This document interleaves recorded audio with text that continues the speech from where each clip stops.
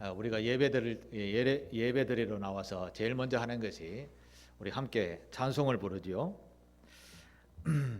찬송한다라는 말은 하나님의 은혜를 기리고 칭찬한다라는 그런 의미가 담겨져 있습니다.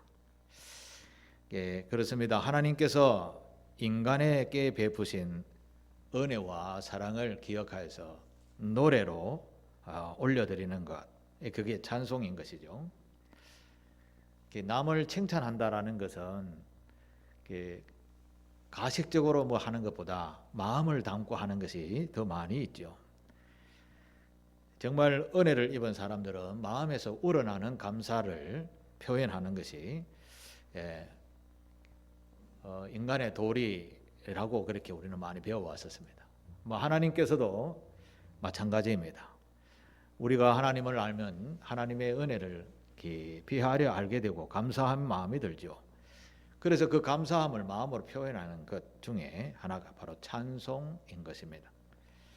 다윗이 이스라엘의 유명한 왕인 다윗이 이렇게 이야기를 했습니다. 시편 33편에 보면 너희 의인들아, 하나님의 백성들아 이런 뜻이죠. 너희 의인들아 여호와를 즐거워하라. 찬송은 정직한 자들이 마땅히 할 바로다. 수금으로 여호와께 감사하고 열줄 비파로 찬송할지어다. 새 노래로 그를 노래하며 즐거운 소리로 아름답게 연주할지어다. 이렇게 다윗은 하나님을 찬송하라 그렇게 가르쳤습니다. 또 그렇게 실천을 했습니다. 그렇습니다. 믿음이 있는 사람, 즉 하나님을 아는 사람은 자연히 여호와를 찬송하고 즐거워하는 것입니다. 사실 악인은 돈이나 또 지위나 명예나 가족이나 자기의 영광을 즐거움으로 삼지요. 그러나 반대로 믿음이 있는 사람들은 하나님을 바라보면서 그 은혜에 감사하며 살아가는 것이죠. 물론 믿음으로 산다고 하는 사람도 하나님이 주신 복이 아닌 것, 그런 것을 가지고, 물론 세상 사람들이 가진 그런 것을 가지고 기뻐하는 사람들도 있습니다. 그러나 하나님을 믿는 의인들은 하나님 그 자체, 하나님이 계신 것, 하나님께서 우리를 구원하신 것, 그런 것만을 생각하고 행복으로 삼는 자가 참 그리스도인이라 할 수 있는 것입니다. 하나님을 제대로 알면 그런 찬양이 자동으로 나오게 되는 것이죠. 구약성서 하박국이라는 선지자가 있었습니다. 하박국이라는 선지자가 이렇게 노래했지요. 외양간에 소가 없어도 무화과 나무에 무화과가 없어도 나는 구원의 하나님을 향하여 기뻐하리로다. 이렇게 고백하기도 했습니다. 그렇습니다. 의인, 즉 하나님의 거룩한 백성, 정직한 자는 여호와를 찬송하는 것이죠. 다윗은 찬송하는 것이 의인들의 마땅한 도리다라고 그렇게 이야기해서 정말 다윗은 모든 악기, 모든 달란트를 다 동원해서 하나님을 찬송하라고 했었습니다. 다윗의 주위에는 여호와를 찬송하는 사람이 무려 4,000명 정도가 있었다고 합니다. 악기 다루는 사람, 노래하는 사람, 춤추는 사람, 이런 사람들이 있었습니다. 여러분, 찬송하면 우리에게 복이 오는 줄 믿습니다. 그건 우리가 감사로 표현하기 때문에 그렇습니다. 신약 성경에 보면 사도 바울이라는 분이 계셨는데, 사도 바울이 빌립보라는 곳에서 전도하다가 사람들에 의해서 몰매를 맞아 죽을 뻔하다가 감옥에 가게 되었습니다. 민심을 흐트린다라는 그런 제목으로 옥에 갇히게 되었습니다. 그런데 바울과 같이 했던 신라는 옥에 들어가서 뭘 했는가 하면 하나님을 찬송했습니다. 옥 안에서, 즉 감옥 안에서 찬송한다. 보통 사람들이 약간 좀 머리가 모질하나 이렇게 이야기할 수 있습니다만, 바울은 하나님에 대한 사랑을 너무나 깊이 알았기 때문에 내가 감옥에 있어도 하나님을 찬양하는 자가 내 근본 신앙이다라고 하면 찬양을 했던 거죠. 그런데 어떤 일이 일어났는가 하면요, 그 감옥에 옥문이 막 지진으로 흔들려서 옥문이 무너지게 되었습니다. 옥문이 무너지니까 옥을 지키는 간수가 죄수들이 도망가면 자기가 책임을 져야 되잖아요. 아이고 이제 죽었구나 라고 하면서 자기가 막 자결을 하려 하는데 바울이 그러지 마시오, 우리 다 여기 있어. 그렇게 해서 그 간수도 바울이 믿는 하나님의 말씀을 듣고 회개하고 전도받는 그런 일들이 있었습니다. 그래서 우리는 찬송하면 우리에게 놀라운 복들이 찾아오게 되는구나. 그래서 우리는 늘 찬송하는 자가 되어야 합니다. 상길교회 교우들도 때를 얻든지 못 얻든지 늘 주님을 찬송하는 그런 입술, 그런 마음이 되시기를 주님의 이름으로 축복합니다. 모든 사람은 하나님의 은혜를 다 입었습니다. 우리가 태양빛을 모두가 다 받고 살던 것처럼 우리는 다 우리가 알지 못하지만 하나님의 은혜를 누리고 사는 것이죠. 그래서 마땅히 찬송해야 하는 겁니다. 그래서 오늘 제가 찬송하리로다 우리 하나님을 이라는 제목으로 오늘 우리가 읽었던 본문 속에서 왜 찬송해야 되는가를 찾아보도록 하겠습니다. 자, 먼저 3절에 보면 제일 먼저 찬송하리로다 이렇게 시작을 합니다. 찬송하리로다 해놓고 찬송해야 할 이유를 설명하겠죠. 하나님 곧 우리 주 예수 그리스도의 아버지께서 그리스도 안에서 하늘에 속한 모든 신령한 복을 우리에게 주시되라고 했습니다. 이 말씀에 보면 우리가 찬송해야 될 일은 뭐냐 하면 우리가 하늘에 속한 모든 신령한 복을 주셨다, 받았다라는 말씀인 겁니다. 하늘의 신령한 복이 뭘까요? 하늘의 신령한 복. 그 이유를 4절, 5절에 소개하는데 한마디로 말하면 예수 그리스도로 말미암아 저와 여러분들이 하나님의 아들이 되셨다라는 것입니다.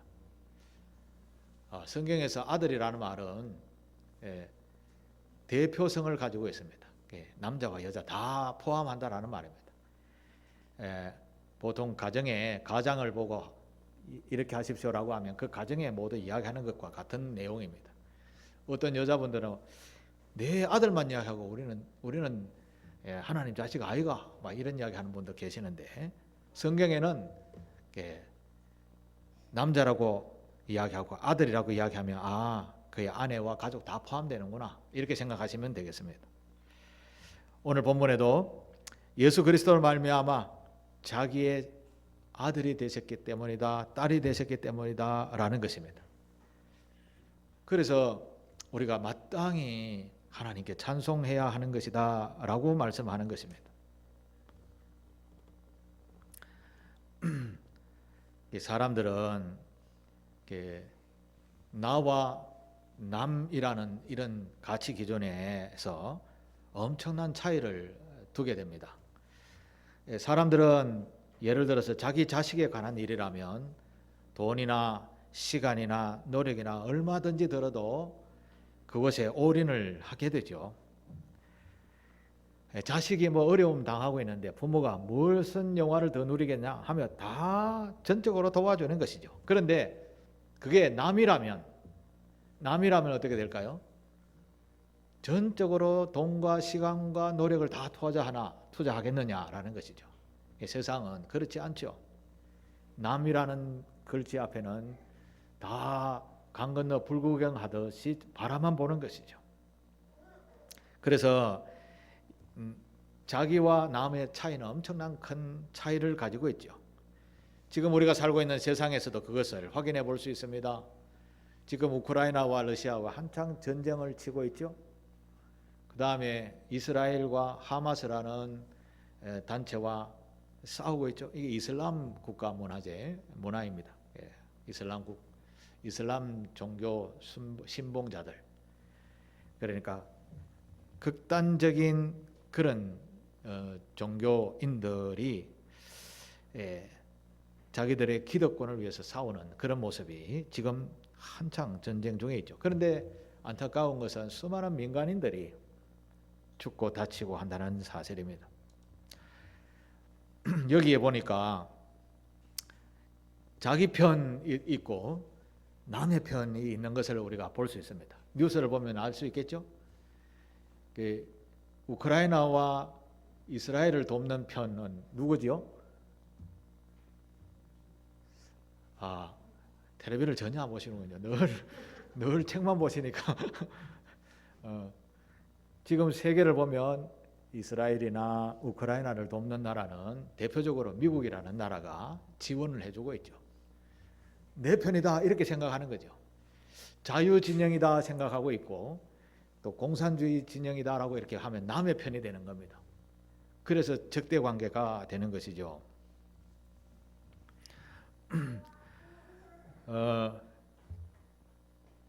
자기 편이면 엄청난 재원이 들어도 도와주고 남의 편이면 적대적 관계를 유지하게 되는 것이죠.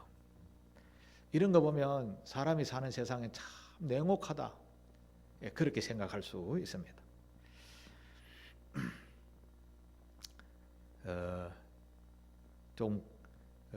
관계가 좀 확대될 뿐이지 국제사회도 보면 네 편 내 편이 있는구나 라는 것을 깨달아 볼 수 있습니다. 그리스도인들은 네 편 내 편이 아닌 것이죠. 모든 사람을 다 사랑해야 되는 것이죠. 그런데 그렇지 않다라는 것을 우리 인간 세상에서 볼 수 있습니다. 하나님은 우리에게 모든 자를 사랑하라, 모든 자를 용납하라, 관용하라 이렇게 가르쳐 주셨습니다. 이스라엘 백성들에게 하나님께서 행하셨던 그 역사를 보면 그런 것을 우리가 배울 수 있습니다. 하나님께서는 이스라엘 백성들을 한 국가로 만들기 위해서 인구가 번성하기 위해서 애굽이라는 그러니까 지금의 이집트의 나일강 하류에서 많은 백성들이 성장하도록 한 400년 동안 그곳에 머무르는 그런 민족이 되게 하셨습니다. 그리고 애굽을 나오는 출애굽의 역사가 있었죠. 하나님께서 그 이스라엘 백성들에게 얼마나 많이 도와주고 인도해 주셨는지 모릅니다. 자기 백성이면 자기 백성이라 여기시고 하나님은 이스라엘 백성들을 정말 눈동자와 같이 보호해 주신 것이죠. 출애굽을 하고 나니까 애굽 군인들이 그냥 놔주니까 너무 손해인 것 같아서 이스라엘 백성들을 쫓아와서 다 죽이려고 했습니다. 그래서 열심히 이스라엘 백성들은 도망을 나왔는데 아니 나오니까 홍해 바다가 딱 가로막아져 있는 겁니다. 이거 건널 수도 없고 다시 돌아가자니 훈련이 잘 된 이집트 군대와 마주치니까 이거 그야말로 진퇴양난이 된 것이죠. 그런데 하나님은 자기 편인 자기의 백성인 이스라엘을 돌보시죠. 보호하십니다. 홍해를 갈라주는 거죠. 바닷물을 쫙 갈라서 이스라엘 백성들을 다 지나가게 하십니다. 인간적으로는 상상할 수 없는 일이죠. 이것은 남의 일이 아니고 먼데 있는 일이 아니고 우리에게 있는 일입니다. 우리가 하나님을 깊이 믿고 하나님이 내 자녀다라고 여기면 하나님은 언제나 우리를 그렇게 도우십니다. 심지어 기적을 보여서라도 도와주시는 거예요. 그게 하나님이시거든요. 그래서 우리는 마땅히 하나님을 알면 찬송해야 할 마땅한 도리가 우리에게 있는 것이죠. 애굽 사람은 이스라엘 백성들이 따라올 때에 그 애굽 사람들이 바닷물에 다 들어왔을 때 이스라엘 백성들은 바다를 건너고 다 건너기 전에 바닷물을 쫙 합쳐게 해서 애굽 군대를 다 수장시켜 버렸습니다. 하나님께서는 이게 자기의 백성들이라고 하는 이스라엘 백성들은 무슨 환경에 있어도 보호하고 인도해 주시는 것입니다. 그래서 우리 또한 하나님의 자녀로서 마땅히 찬송하며 그를 기리며 높이는 일을 행하는 것이 이 성도의 본분이라는 것입니다. 하나님의 자녀의 신분을 가지면요, 어떤 복을 받는가 하면 성경에 보면 영생의 복을 주신다라고 했습니다. 애국 군대들에게서도 보호하는 것처럼 보호의 축복을 해 주신다라고 하셨습니다. 그리고 우리가 먹고 마시는 일용할 양식을 다 주신다라고 했습니다. 성경에서는 일용할 양식을 이야기하는데 우리가 먹고 마시는 그것을 이야기하는 것이 아닙니다. 우리가 생활하는 데 필요한 의식주 이게 있죠. 인간이 살아갈 수 있는 근본을 다 보장해 주신다라는 것입니다. 제가 오늘 아침에 새벽기도 왔다가 집에 가서 그 KBS에서 하는 시사 프로그램이 있는데 그 북한에 최근에 어떤 일이 있었는가라는 것을 소개하는 것을 제가 잠시 보았습니다. 북한에는 90년대에 고난의 행군이라서 300만 명이 굶어 죽었다라고 합니다. 그리고 최근에도 홍수와 너무 많은 비와 또 비가 안 오는 가뭄으로 인해서 식량이 모자라서 굶어 죽는 사람이 많다고 그래요. 얼마나 안타깝습니까? 그 연약한 백성들이 굶어서 길을 가다가 쓰러져서 누워있는 것 그대로 방치되어져 있습니다. 반면에 우리는 어떻습니까? 너무 많이 먹어가지고 병원에 가서 이것 좀 빼주이소, 저것 좀 빼주이소 수술하기도 하고 뭐 배에 더더더더더 하면서 이렇게 빼는 상황에 있습니다. 따지고 보십시오.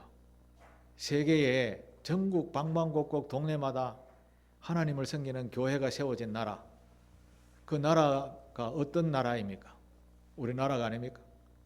굶어 죽어서 가는 사람이 있습니까? 심지어 우리나라는 나이 먹었다고 본 것까지 주는 나라, 얼마나 좋은 나라인지 모릅니다. 감사해야 되죠. 찬송할 만한 그런 복을 우리가 받은 것입니다. 하나님을 잘 믿고 나아가는 그런 백성이 되시기를 바랍니다. 이 하늘의 신령한 복입니다. 이게 하늘에 주시는 신령한 복입니다. 그래서 찬송해야 합니다.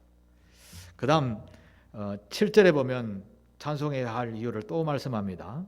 7절을 같이 한번 읽겠습니다. 시작. 우리는 그리스도 안에서 그의 은혜의 풍성함을 따라 그의 피로 말미암아 속량 곧 죄사함을 받았느니라. 아멘. 속량이라는 말은 감옥에 있는 사람이 죄값이 다 치러졌으니 이제 집에 가도 좋습니다 하고 풀어주는 것과 같은 이야기입니다. 우리의 인생에 수많은 죄를 짓고 있습니다.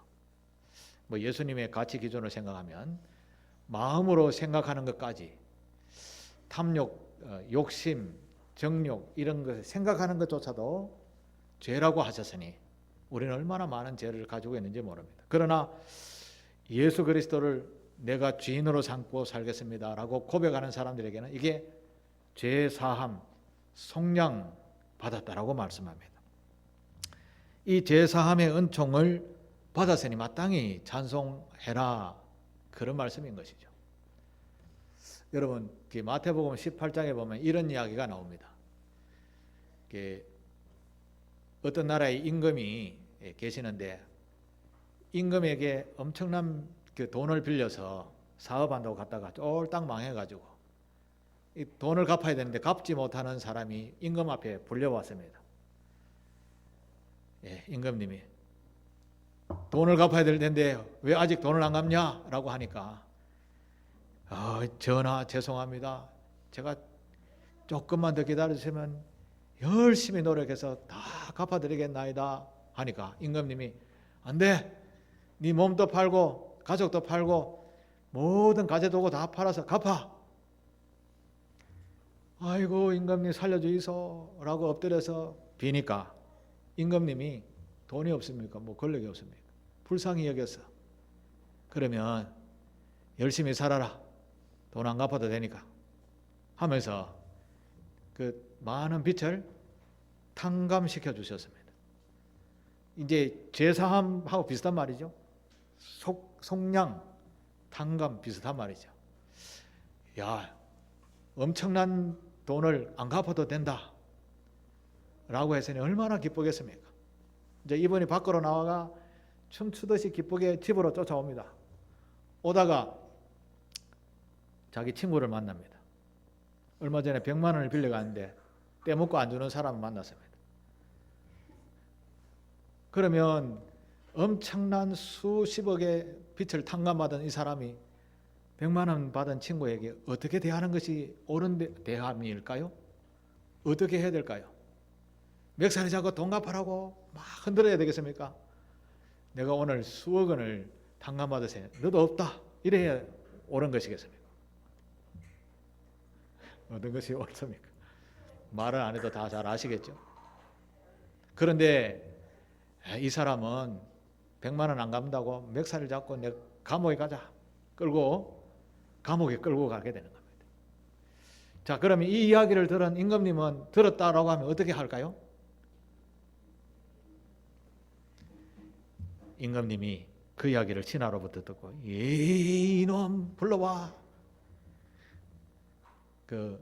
네 갚지 말라고 했는 돈을 다 탕감 그거 없던 걸로 하고 다 갚아. 그렇게 하게 된 것이죠. 이 말은 무슨 말입니까? 자기가 은혜를 입었으면 은혜를 또 갚는 사람이 되라는 것이죠. 우리는 참 가만히 생각해 보면 주위 사람들에게 너무나 많은 사랑을 받고 살아갑니다. 너무나 사랑을 많이 받았으면 그러면 우리는 어떻게 될까요? 좀 갚는 삶을 살아야 되지 않을까요? 그렇죠. 마찬가지 주님으로부터 우리는 이 죄악 세상에서 그냥 두면 다 지옥으로 설려가는 그런 인생들을 죄 없다 속량시켜 주셨습니다. 그것도 우리가 그냥 예수 그리스도만 믿으면 된다는 거죠. 이런 복을 받았으니 찬송하라 라고 하시는 것입니다. 감사의 마음을 담아서 늘 주님을 찬송하는 저와 여러분 되시기를 바랍니다. 또 오늘 하나님을 찬송해야 될 한 가지 이유만 더 보겠습니다. 14절이죠. 오늘 읽었던 14절. 14절 앞으로 가시죠. 앞으로 14절 같이 읽겠습니다. 시작. 우리는 우리 기업의 보증이 되사 그 얻으신 것을 속량하시고 그의 영광을 찬송하게 하려 하심이라. 아멘. 이 14절에 하나님을 찬송해야 할 중요한 말씀이 나오는데 우리 기업에 보증이 되어 주셨다라고 이야기합니다. 보증. 여러분 보증은 무엇인지 아시죠? 돈에 대한 보증, 그 다음에 집을 담보로 해서 보증을 받았다. 약속을 한 보증을 받았다.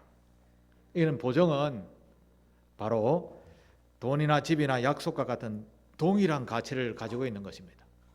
그게 보증입니다. 굉장히 중요한 것이죠. 13절을 다시 한번 볼까요? 13절. 너희의 구원의 복음을 듣고 그 안에서 또한 믿어 약속의 성령으로 인치심을 받았으니 라고 이야기합니다. 여기 인치심이라는 것은 도장자입니다. 도장인자입니다. 도장을 받았다라는 말씀입니다.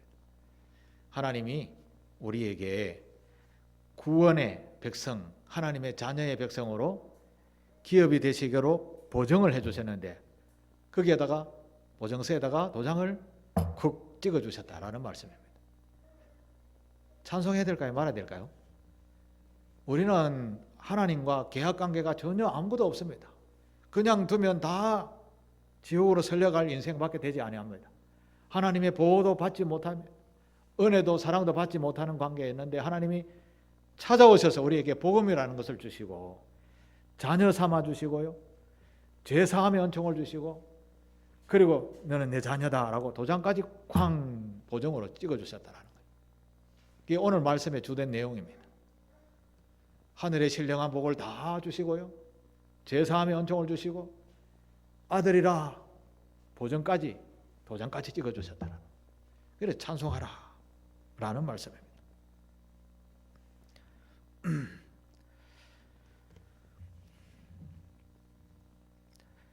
앞에서 제가 말씀을 소개했던 다윗과 같은 왕도 시편 100편에는 그 하나님의 놀라운 은혜를 알고 이렇게 이야기합니다. 시편 100편 1절 2절 같이 읽겠습니다. 시작. 온 땅이여 여호와께 즐거운 찬송을 부를지어다. 기쁨으로 여호와를 섬기며 노래하며 그의 앞에 나아갈지어다. 아멘. 하나님으로부터 받은 은혜를 우리는 무엇으로 그것을 다 갚을 수 있겠습니까? 그런데 중요한 것은 그 하나님께서 우리에게 베푸신 은혜를 우리가 간절히 바라는 것을 받으면 그 은혜를 알고 감사히 여깁니다. 그런데 내가 다 가지고 있는데 은혜다 하면 은혜가 잘 안 되죠? 그것은 우리의 지식의 차이입니다. 우리가 간절하게 하나님을 찾아서 만나면 얼마나 감사한지 모릅니다. 그런데 내가 모르는 가운데서도 우리에게 보호와 인도와 자녀 삼아 주시는 그 은혜를 누리고 있었다. 내가 원하지도 않는데 주셨다. 이게 정말 더 감사한 일인데 우리는 그것을 등한시할 때가 많다라는 것이죠. 그래서 오늘 본문에는 그런 은혜까지 누리고 있다는 것을 알고 감사하라, 찬송하라라고 말씀하시는 겁니다. 자, 여기에서 딱 한 가지 더 중요한 점이 하나 남아 있습니다.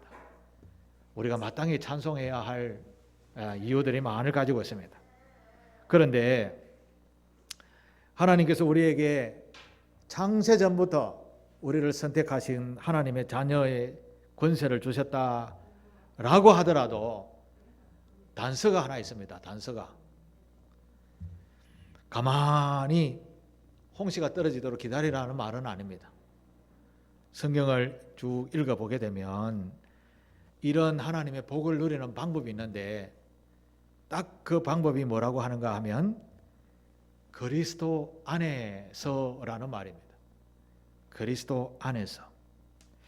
하늘의 신령한 복도 그리스도 안에 있을 때, 죄사함의 은총도 구원의 백성도 그리스도 안에 있을 때, 하나님의 기업에 그러니까 천국에 들어갈 수 있는 그 은혜도 그리스도 안에 있을 때 그 모든 것을 다 받을 수 있다라는 말씀입니다. 나는 예수 몰라요, 나 안 믿어요 하는 사람에게는 그 복이 없다라는 말씀입니다. 그러면 그리스도 안이라는 말은 무슨 말입니까? 그리스도 안이라는 말은 내가 그리스도를 마음으로 인격적으로 받아들이고 주님이 가르쳐주신 말씀이 내 주인입니다라고 따라가는 삶이라는 뜻입니다. 한마디로 말하면 예수를 제대로 믿는 삶이라는 것이죠. 예수를 제대로 믿는 삶을 그리스도 안에서라고 표현했습니다. 그래서 에베소서를 쭉 읽어보면 모든 부분에 그의 안에서, 그리스도 안에서 다음이 따라오는 겁니다.